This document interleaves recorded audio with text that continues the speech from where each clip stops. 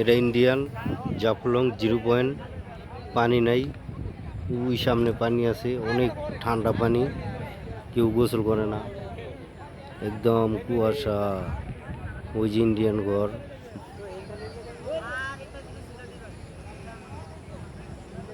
পাহাড়। জাফলং 0 পয়েন্ট এই জায়গাটার নাম। আজকে আকাশ অনেক মেঘলা, বৃষ্টি হয়েছে। তো ঢাকায় বৃষ্টি হয় নাই, সিলেট বৃষ্টি হয়েছে। আমরা সিলেট ঢুকে দেখি বৃষ্টি, তো ঢাকায় বৃষ্টি পাই নাই।